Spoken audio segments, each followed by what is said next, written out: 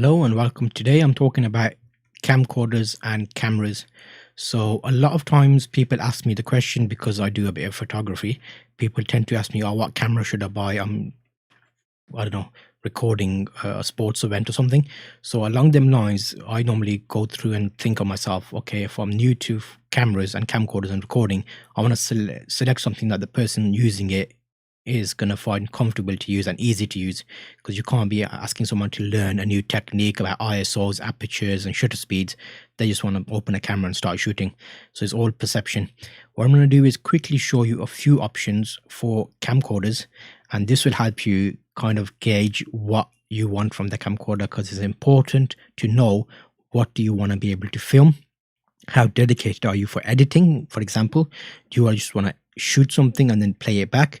Do you want to save it and you want to do a bit of manipulation, add clips together?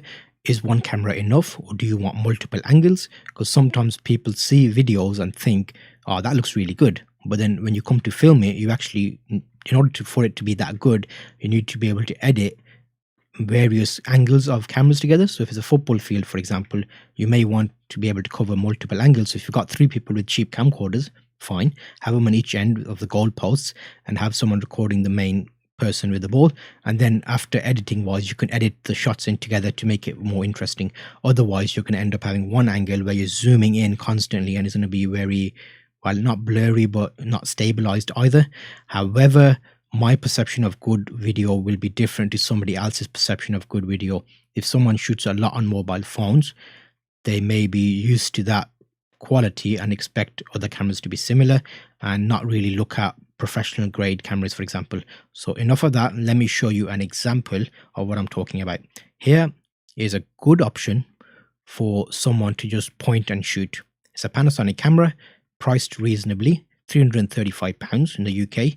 It's got a good stabilizer, optical zoom, and you're able to record full HD on the camera. So this is a bit, depending on your budget, is a big one. Someone might want something cheap, so I've gone in straight with a big expensive one, and it's getting good reviews here, 24 ratings. So let's put it another way. If you're getting into video cameras, most cameras are going to be enough for your needs, unless you've got a specific thing you want to achieve, in which case you need to hire someone to do that shoot or video. If it's just for family use, your mobile phone's going to be fine. But if you want a dedicated device, obviously with batteries and chargers, and so you can last a bit longer for a longer event, then there's a few other options. I've got some here which I wouldn't recommend, but I'm showing you them because most people will come back if I suggest a camera to them and, oh, how about this camera? It's cheaper or it's better. Or, so then that kind of goes into the realms of, if you're going to ask me and if I'll give you a suggestion, it's basically me thinking that's what I would use in that scenario. But in real life, I would not use that camera because I wouldn't, as it comes back to that quality issue, I film it to a different level. So I wouldn't normally be happy with the point and shoot camera. I'll want various setups, but then that's why I'm more focused in photography and video. So I have a different perception. So it's not a right or wrong answer. It's just what you want to achieve from your final video product. This camera is $49.99. It's a video camera, 1080p, digital vlogging. It's got various names on it. It looks nice. It's small. Would I buy it? No. The quality is going to be the same, if not less than an action camera. It might have a digital zoom.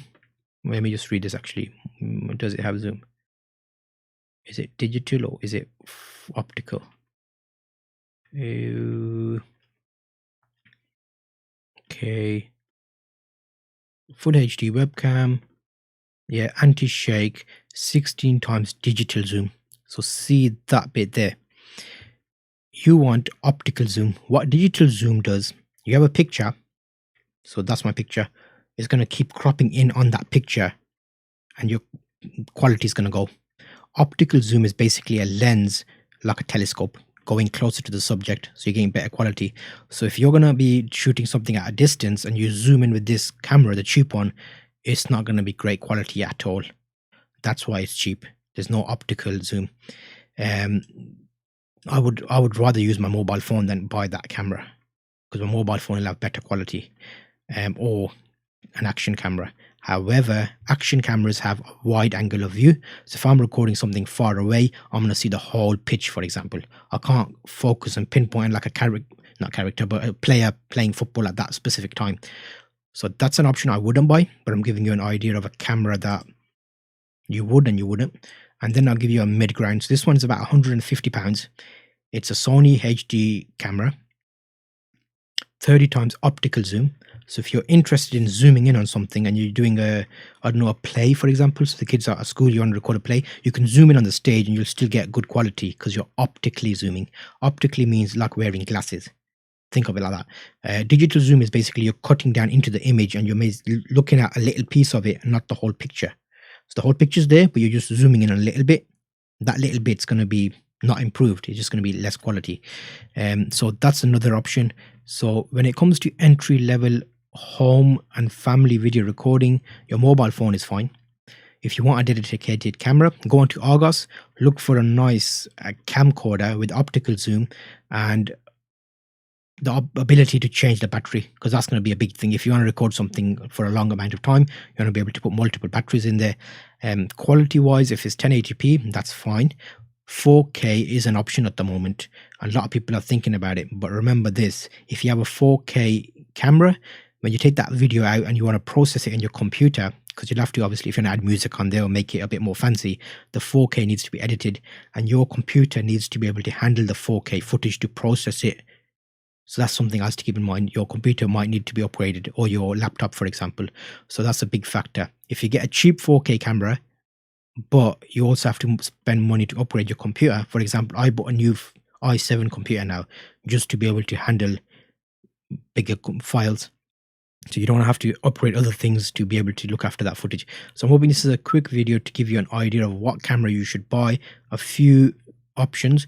DSLR, let me just hit on that quickly. If you're looking at buying a DSLR, you need to be able to buy one that has automatic focus. There's more things to think about. You can put it in automatic mode. It's a bigger camera. For video, I wouldn't recommend it, especially if you're new, unless you're planning to get into it and learn everything about it. I've got a new series, well, not new, but an old series about learning photography, which touches on the 3 factors. So keep an eye on that.